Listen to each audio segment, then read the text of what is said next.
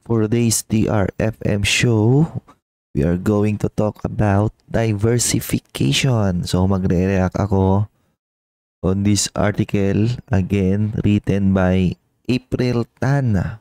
Nag-share siya ng I think very useful article sa kanyang column no sa inquirer.net.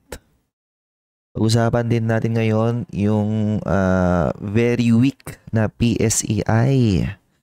So on recent days, pababa na naman siya and nag-underperform na naman siya sa lahat ng indices. So here's PSEI na makikita nyo, mukhang nagre-retreat na naman siya. So this year is political season na laging sinasabi pag politics season dapat yun di ba? Positive sentiment yan sa PSEI. Well, apparently mukhang hindi ganyan yung case this year kasi sobrang lala ngayon ng politics sa Pilipinas. Ibang level ngayon yung politics sa Pilipinas, sobrang gulo. Baka ito yung taon or one of those years na politics season pero hindi magiging maganda yung performance ng PSEI. Now, here's the year-to-date performances ng different indices. And may mga dinagdag ako para makita nyo yung yung bigger picture. Okay? So, first of all, yung yung PSEI, nagkamali ako ng data input nung mga nakaraan. So, kanina, kinorek ko na siya. And based on my data inputs, down na siya ng negative 6%. So, nag-underperform na naman siya compared to S&P 500 and the Total World Index, VT. Pero yung nagtatrack ng PSEI, kunyari FM ETF, ganun din, negative siya. Negative 5.3% year to date. So, nakakabawi na ng konti yung US. Meanwhile, di ba, yung PH market, pababa siya ng pababa. I think it has something to do with too much political noise that can lead to possible economic instability. Sa halip na tutukan yung mga economics ng bansa, puro about politics yung yung nakikita yung laman ng news, di ba?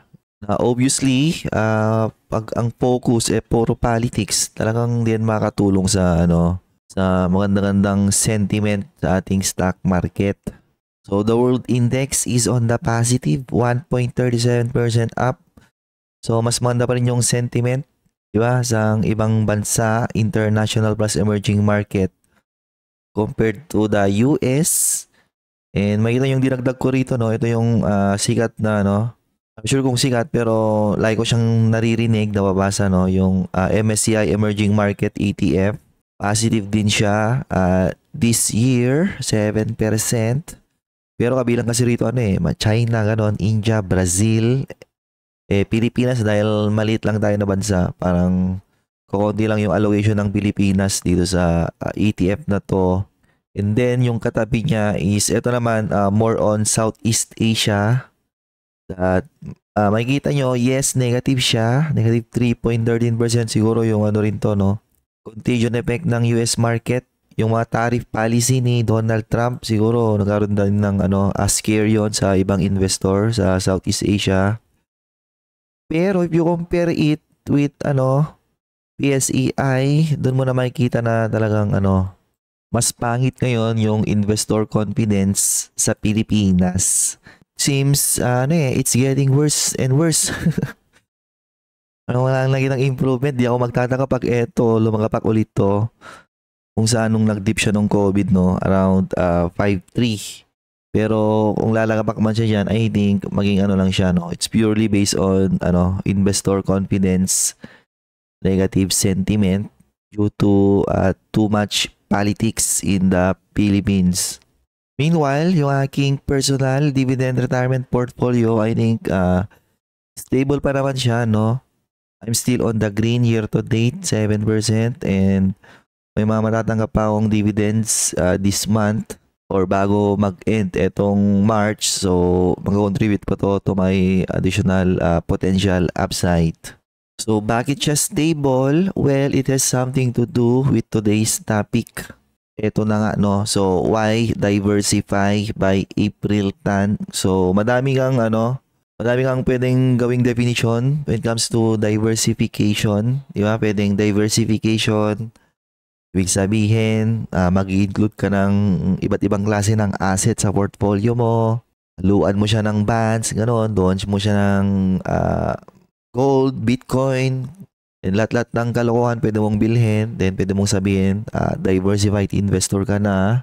Pwede rin namang diversification na meron kang stock locally, Pilipinas. Meron ka pang stock sa US, meron ka pang stock sa Southeast Asia, emerging market. Pwede rin gano'n ng diversification. And ako, diversified ako na investor, pero wala akong bonds, no? Hindi ako sininiwala sa bonds. I think based on historical data kasi, the equities market will always outperform the bond market over long periods of time. Hindi na yan magbabago. And pag sinabi mo kasing bonds, parang lang yan eh. It's just an assurance, di ba? Para lang ma-assure ka sa sarili mo that you have a certain part ng portfolio mo na pag nagkaroon ng downside sa equities market, pag lumagabak yung stock market, may assurance ka na may part yung portfolio mo na hindi magre-red, di ba? Instead, makatanggap ka pa rin dyan ng mga interest payment, di ba? On your bonds. Yung iba naman nagda-diversify globally. Bumibili sila ng kunyari US market.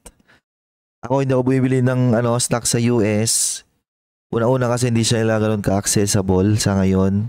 May mga brokers na nag-offer ng mga US stock, bla bla bla, pero ayoko kasi. Ayoko basta-basta maglagay ng pera sa mga broker na hindi naman ako familiar and hindi naman nag-ooperate sa Pilipinas. And second is mas familiar ako sa mga companies sa Pilipinas. May mga companies sa US na familiar ako, let's say mga technology stock. Problema kasi overvalued ngayon yung US market.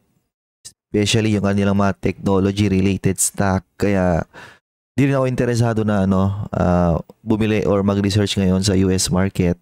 Kaya yung portfolio ko ngayon is naka-diversify lang siya locally. So, iba't ibang sector sa stock market, sakop ng aking portfolio.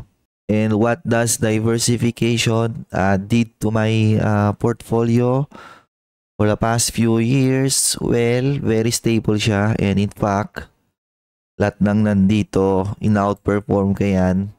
Almost year over year, di ba? Na nung tinatali ko to, mukhang si EEM lang yung nakatalo sa akin ng isang taon, which is nangyari lang nung 2023 by a few percentage point.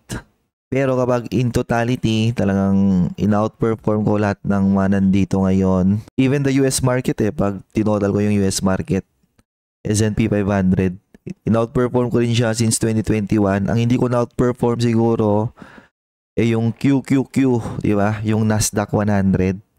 Kasi nandun yung mga technology-related stock na sila ngayon yung nagpaangatan ng US market. Pero kung nagtuloy-tuloy na mag-collapse yung US market, or pumunta sila into bear market, yung mga technology stock sila yung magdadapaan ng matindi. Now, dito na ako sa article, Why Diversify, Inquirer.net by April Tan. One of the most important lessons I've learned when I began investing is the importance of diversification, which is true. Ako rin naman, nung newbie ako nag-start ako, ilan lang yung hawak ko na stock. 5, ganon, sometimes 7. But ever since gumawa ko ng diversified na portfolio, mas naging madali sa akin mag-invest. Mas naging less stressful. Parang naglalaro na nga lang ako ng aking investment. The way I diversify and rebalance my portfolio. And syempre, hindi ko kailangang tutukan lagi yung mga hawak ko. I think yun yung mga main benefits na nangyari sa akin with diversification. So ako normally hindi ako gumagawa ng financial advice, no? I think it's not right to make financial advice. Pero if there's one financial advice that I can guarantee na mag-work sa lahat ng retail investor, That is diversification. I think all retail investor, most retail investors, siguro mga 99.9% of retail investors should diversify their portfolio. The problem is that madaming retail investor kasi matitigas yung ulo and they follow Warren Buffett, di ba? It doesn't mean na nakikinig kayo kay Warren Buffett. Binabasa nyo yung kanyang mga quotes, applicable na sa'yo yung concentrated investing, di ba? At the end of the day, you're just a retail investor and Warren Buffett is Warren Buffett. May mga benefits yan na wala ka, may mga advantage yan na wala ka, okay? But of course, some retails hindi nila matanggap yon kasi there are some people out there na talagang may pride yan, no? If they think they're smart, talagang pagpipilitan nila yon. Kumbaga, ano yan, it is what it is until they suffer some consequences and doon pa lang sila, kumbaga, matututo, di ba? Diversification is important because various asset classes perform differently. So, ang idea niya about diversification is, yun na nga, no? Different asset classes. So, ano ba yung siguro ibang asset classes niya? Pinaka-typical is yan yung bonds, no? So, paghaluin mo yung portfolio mo, stock plus bonds na normally sinasuggest 80-20, 60-40, depende raw.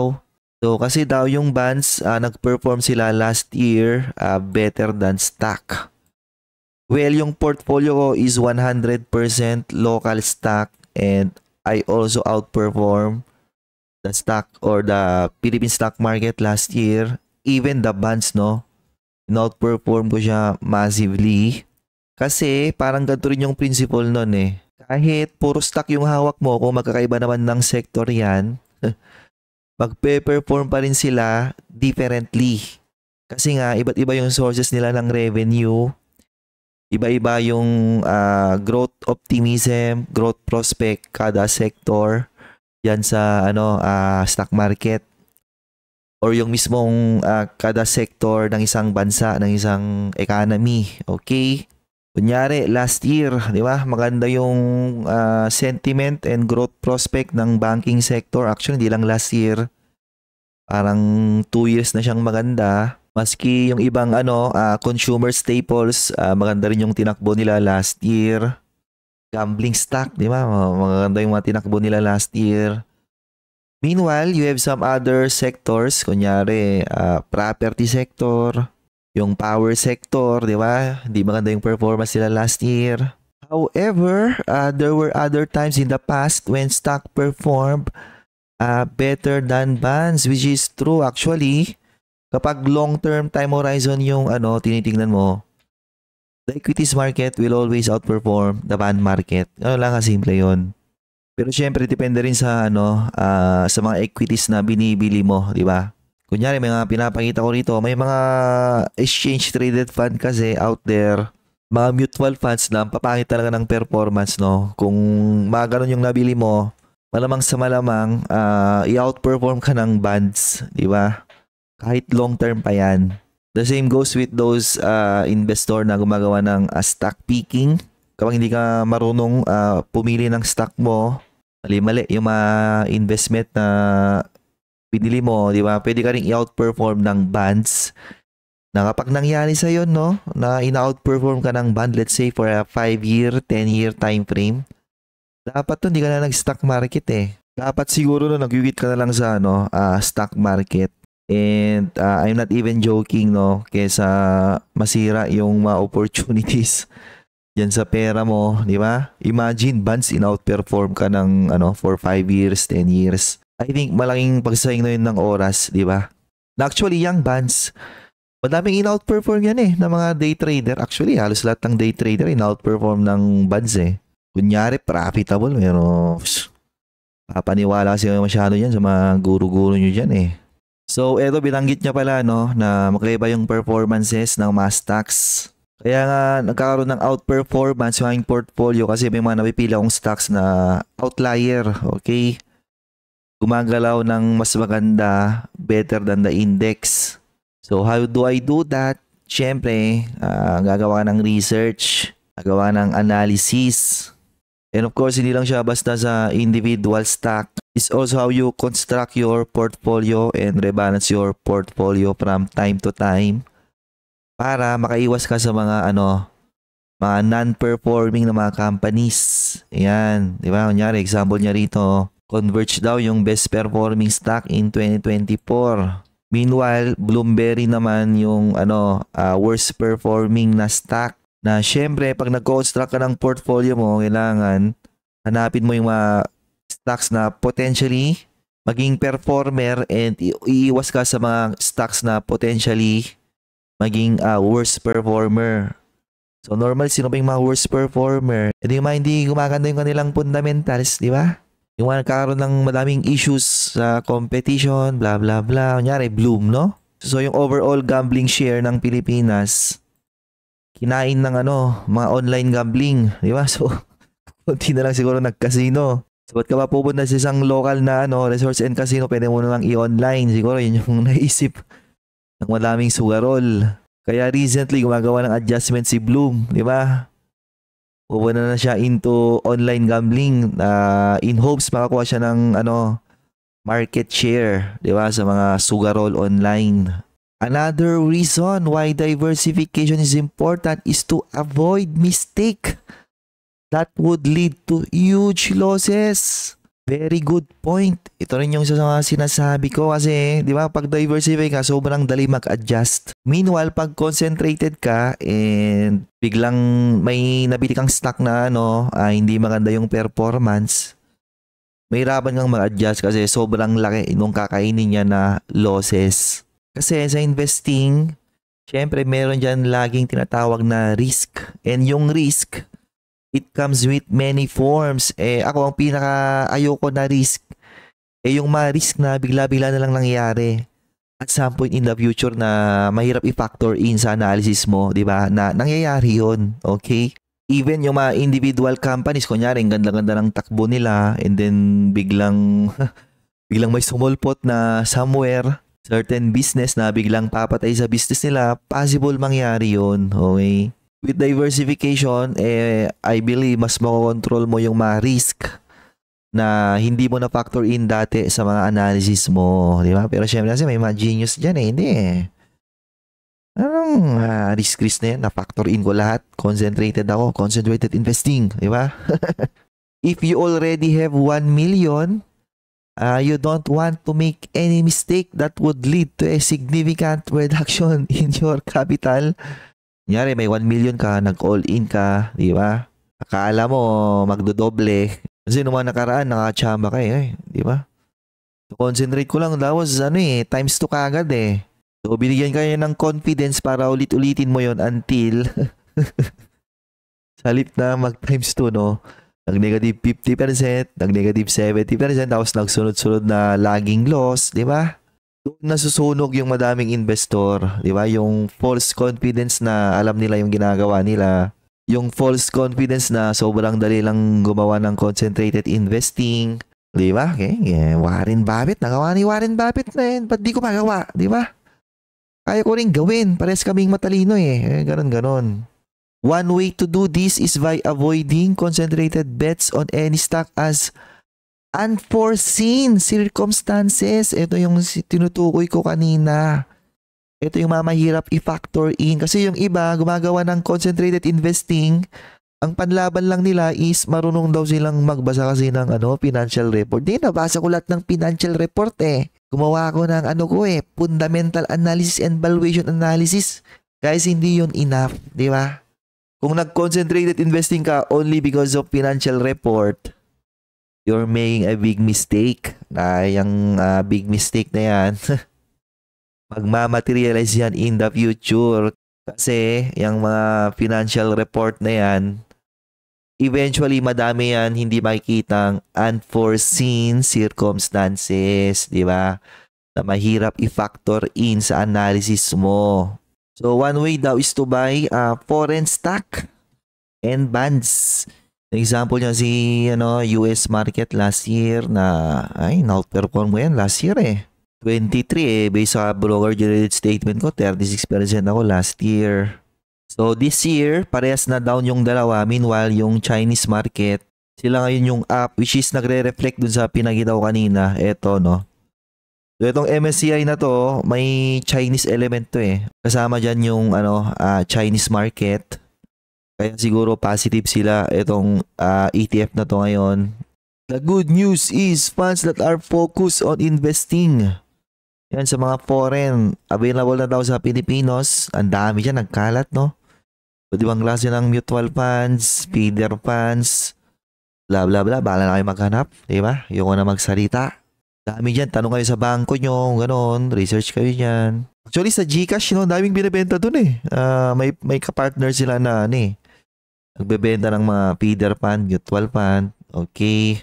And maski daw pag bibili ka ng bonds, may ganun pala may diversification pala sa bonds. With different maturities, okay. Iba't ibang time frame. Kasi pag magkaiba yung maturities, magkakaroon ka ng much better liquidity, di ba? Kasi once na bumili ka ng bonds, andun na yun eh. Sa kanila na yung yung pinairam mong pera makakatanggap ka ng interest until mag-mature, doon pa lang makuha yung capital mo, di ba? Ngayon kung magkakaiba yung tenure ng bonds na binili mo, mas may improve daw yung liquidity mo. Okay. Diversification is an important risk management tool as it helps you reduce volatility and avoid huge losses, which is, very evident naman yan sa portfolio ko eh. So, hindi siya ganun ka-volatile compared to PSEI tsaka FMETF. Although, your potential return might not be as high as someone who makes a concentrated bet. Okay, that doubles in a year. Wala yan. Papaniwala sa mga concentrated investor na yan. Nakachamba lang yung iba dyan, guys, no? And kapag nakachamba, magyayabang yan normally eh. Pero pag concentrated investor ka kasi, ulit-ulitin mo yan eh. Pag ulit-ulitin mo yan, eventually, darating yung point na sa halip na madoble nila, di ba? Pag negative 30%, negative 20%, and then the next year, ulitin-ulit nila. Hindi, binalas lang ako last year, hindi lang nag-materialize yung investment ko. So, concentrated ulit. Until di na namamalayan, sunod-sunod na silang down lagi. Until, kapag tinotal mo na yung kanilang investment return, pahit na ng kanilang, yung kanilang overall investment result. So, with diversification, at least you can sleep well at night. Knowing that you don't have to worry about the risk of losing most of your investments because of one wrong move, di ba? Ganon yun. Pero syempre, mga concentrate, matitigas kasi ulo ng mga concentrated investor eh. Feeling kasi talaga nila, talino nila eh, no? Sabihin ng mga yan one wrong move. Nagsasabi yung one wrong move. Inaral ko nga lahat eh. Ba't magkakaroon na ng one wrong move? Inaral ko nga lahat, di ba? Na-factor in ko halos lahat ng possible scenario. Ganun ako kalupit, pero yun na eventually, mangyayari sa nila yung tinatawag na unforeseen circumstances, unforeseen events. Napustahan kapag nangyari sa kanila yon, alam mo ano yung sisi nila? Yung company. Kayo kasi yung company. Tatanga yung management dyan hindi nakapag-adjust Kasalanan nila yun. Diba? Mga ganon. Tatanga kasi ng gobyerno Ba't kasi nila na maging ganito yung nangyari sa gantong sector, di naapektuhan tuloy yung investment ko, bla bla bla, di ba? Eventually, kapag nangyari sa kanila yon, yung mga unforeseen events, circumstances, lahat sisisihin nila except yung sarili nila. That's 100% guaranteed. That's it for today's video.